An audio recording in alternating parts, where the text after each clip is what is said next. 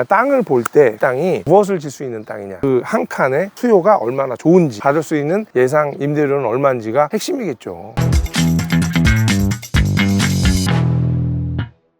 제가 요즘에 그 임대용 기숙사에 꽂혀가지고 땅을 알아보러 좀 다니고 있어요. 근데 여러분들 생각하시면은 매입을 많이 하시잖아. 우리가 주로 건물을 사거나 아파트를 사거나 이렇게 하는데, 땅 같은 거 살 때는 방식을 좀 달리 하셔야 돼. 어떤 방식이 있냐면, 우리가 통상적으로 부동산을 산다 그럼 어디 가서 사요? 부동산 가서 사죠. 근데 이 땅 같은 경우는 물론 공인중개사무소 가서 사는 건 맞습니다. 그리고 경매라든지 공매 이런 데 통해서 살 수 있는데, 이런 땅을 사서 내가 무언가 개발 행위를 할 거다, 지을 거다라는 전제라면 공인중개사만 필요하지 않아요. 반드시 필요한 사람이 있습니다. 그게 누구냐면 건축설계사무소예요. 2명 공인중개사와 설계사무소하고 같이 협업을 해서 대략 가도면을 그려봐야 돼요. 여기에 어느 정도의 가성비가 되는지 알아야 수익률이라는 걸 알아볼 수가 있잖아요. 그래서 우리가 집을 짓는데 방이 몇 개고 가격이 얼마면 수익률이 나오잖아요. 이건 빈 땅이란 말이야. 빈 땅에다가 우리가 어떻게 지어질 건지를 내 스스로 판단할 수는 없으니까 설계사무소랑 미팅을 하면서 잡아나가야 되는데, 재밌는 게 설계사무소가 돈을 받고 해주는 건 아니에요. 무료로 해줘. 근데 무료로 해주다 보면 약간 틀리게 말할 수도 있겠죠. 잘못되게 설명해 줄 수도 있겠죠. 깊이 알아보지 않고 알려줄 수도 있겠죠. 아직은 그냥 이걸 내가 사겠다는 것도 아니고 보러 온 거예요. 땅 광고하는 거 아니고요. 절대. 그냥 제가 이 땅을 살까 보러 온 거예요.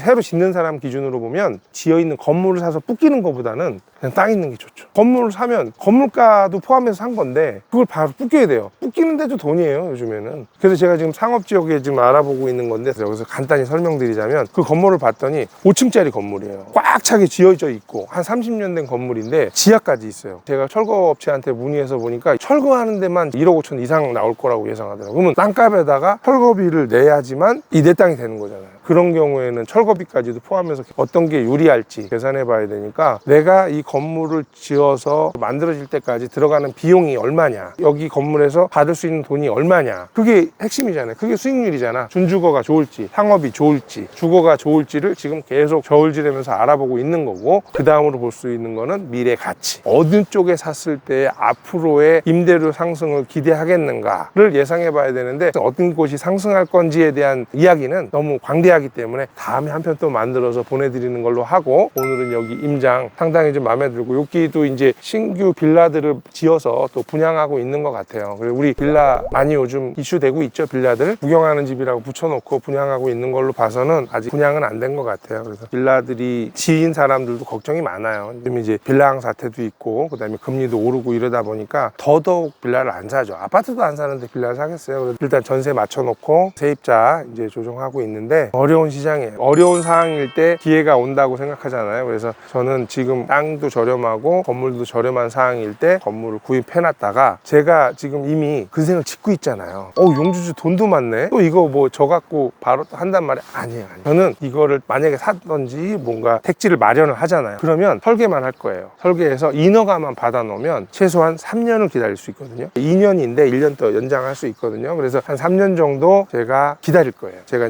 근린생활에서 짓고 있는 것도 세입자도 맞춰야 하고 안정화 하려고 하면 1, 2년 정도 시간이 걸리잖아요. 그게 다 완료되고 월세 파이프라인이 완전히 고정되게 만들어지면 그때 안전하게 이걸 지을 겁니다. 그리고 나서 일반적인 건물들은 건축 허가를 받고 3년 안에 지으면 되는데, 이 녀석은 사실은 토지 상태잖아요. 더 오래 있을 수도 있어요. 왜냐하면 착공이라는 게 있거든요. 건물을 짓겠습니다 라고 시에다 또 신청을 한단 말이에요. 착공하고 나서는 또 기다릴 수 있거든요. 그래서 앞으로의 제 미래의 자원으로 지금 미리 3, 4년 정도 후에 질 거를 지금 준비해 놓는다라고 생각하시면 될 것 같아요. 제가 생각하는 투자 원칙이 안 맞죠. 지금 투자하는 순간 수익이 돌아오지 않는 거예요. 저는 이제 그 원칙을 굳이 안 지켜도 되는 상황까지 왔어요. 현금 흐름 자체가. 그러니까 여러분은 그 원칙을 계속 지켜나가시고, 나중에 현금 흐름이 많아지셔서 이자를 내더라도 큰 부담이 없을 정도가 될 정도 되실 때는 이렇게 디벨롭을 하셔도 상관없다는 거죠. 뭔가 개발 사업이라든지. 근데 무리하면 안 되는 게, 너무 지나치게 크게 하시면 안 되는 되는 거예요. 내 현금 흐름이 커버할 정도. 그래서 실제 여기를 땅을 살 때는 안전하게 자산에서 나오는 소득의 한 10% 정도면 커버할 수 있는 정도의 현금 흐름을 가지고 투자해야 되는 거죠. 제가 지금 왜 빨리 알아보고 있냐면 임대형 기숙사라는 게 지난 영상에도 말씀드렸지만 이게 오래 갈 게 아닌 거예요. 임대형 기숙사가 없어지진 않는데 문제는 시에서 임대형 기숙사에 대한 강화 방침이 오래 가지 않아서 나올 거라고 예상되거든요. 그래서 하기 전에 저는 허가를 받아 놓으면 좀 기다릴 수 있고, 그리고 허가가 받아 놓은 상태에서 거꾸로 규제가 들어왔다 그러면 이제는 더 이상 허가를 받을 수 없는 게 되잖아요. 그럼 이 가치는 더 상승할 거라는 거죠. 화가의 그림이 언제 비싸져요? 그 화가가 돌아가신 다음에 비싸지는 거잖아요. 더 이상 그 화가가 그림을 못 그려낼 때 비싸지는 거거든요. 그거랑 같은 맥락이라고 보시면 돼요. 한정제화가 탄생해 버리는 거죠. 제가 여태까지 살면서 많은 과정들을 도시형 생활주택, 생활형 숙박시설 여러 가지를 이렇게 봤어요. 보면서 이렇게 기회들이 왔지만 그 당시엔 제가 가지고 있는 자산이라든지 현금 흐름이 만족하지 못해서 진행을 하지 못했지만 지켜보니 또 한 번의 기회가 온 게 아닌가라는 생각이 들어서 준비하고 있는 거고, 이게 기회가 아닐 수도 있어요. 여러분들 내가